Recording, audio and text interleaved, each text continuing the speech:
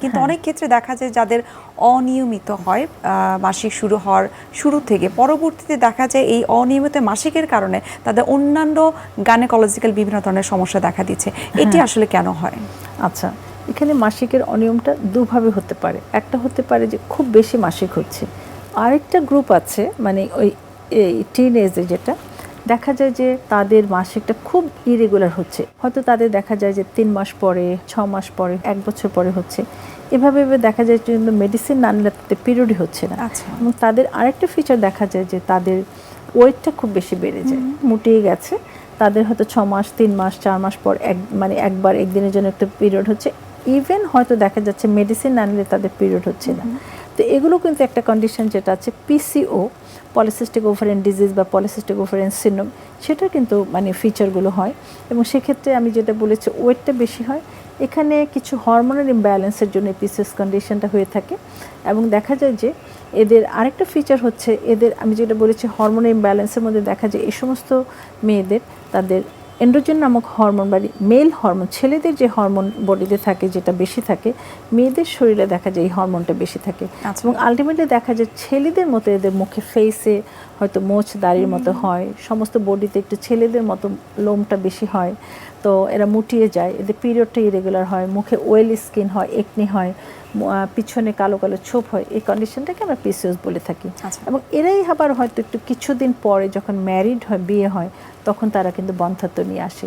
তো আমাদের এই এখনকার এই রিসেন্ট প্রেজেন্টে আমরা কিন্তু এই পিসিওএসের কন্ডিশন এবং এটার সাথে পিরিয়ড ইরেগুলারিটিস খুব বেশি পাচ্ছি। তো যাদের পিসিওএস জনিত সমস্যা হচ্ছে কম বয়সে, তাদেরকে আসলে কিভাবে ট্রিটমেন্ট করে থাকেন বা কিভাবে কাউন্সেলিং করে থাকেন যে প্রপার ট্রিটমেন্ট যদি তারা না করে তারা ইনফার্টিলিটি জনিত সমস্যায় তারা ভুগতে পারে?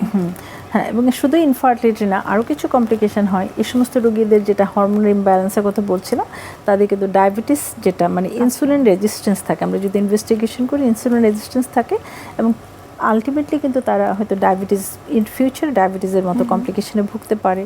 আবার দেখা যায় যে তাদের এন্ডোমেট্রিয়াল হাইপারপ্লেসিয়া হয়ে এন্ডোমেট্রিয়াল ক্যান্সারও হতে পারে। কাজে এই পিসিওএসটা যদি আমরা একদম ছোট বয়সে, কিশোরী বয়সে যদি আইডেন্টিফাই না করি, তাদেরকে যদি প্রতিরোধ না করি, তাহলে কিন্তু এই ধরনের কমপ্লিকেশনগুলো হয়। তো তাদের জন্য আমাদের সাজেশন থাকে যে একটি বাচ্চাকে প্রথম থেকে কাউন্সেলিং করতে হবে যে যার পিরিয়ড ইরেগুলার হচ্ছে, ওজনটা অনেক বেশি বেড়ে যাচ্ছে। ওজন বাড়ার পিছনে কিন্তু অনেক কারণ, এখনকার লাইফস্টাইল। এখন কিন্তু বাসায় একটি দুটো বাচ্চা থাকে, তারা কিন্তু সারাদিন শুয়ে বসে কাটায়, হয়তো টিভি দেখছে, মোবাইল নিচ্ছে, কম্পিউটার, ল্যাপটপ, তাদের কিন্তু কোনো ফিজিক্যাল অ্যাক্টিভিটি হচ্ছে না স্কুলে বা বাসায়। তো এই লাইফস্টাইলটা কিন্তু চেঞ্জ করতে হবে। যদি লাইফস্টাইলটা চেঞ্জ করে, ওজনটা যদি আমাদের বিএমআই যেটা আছে, হ্যাঁ পুষ্টিবিদ হিসাবে তুমি অনেক ভালো জানবে যে আমাদের বিএমআই যেটা আছে আমাদের 18 থেকে 25, 24 এর মধ্যে, কিন্তু দেখা যায় কারো বিএমআই 30, 35 এরকম হয়ে যাচ্ছে।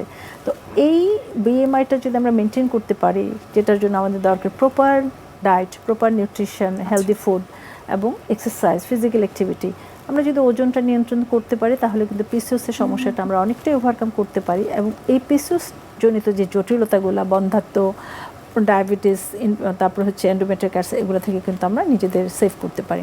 আর লাইফস্টাইলের পরে যদি এটা কন্ট্রোল না হয়, তাহলে আমাদের কিছু মেডিকেশনের হেল্প নিতে হয়। সেটা হরমোন জাতীয় মেডিকেশন আছে, তারপর ইনসুলিন রেজিস্ট্যান্স হয় দেখে ম্যাটফর্মিন জাতীয় আমরা ট্রিটমেন্ট দিয়ে থাকি।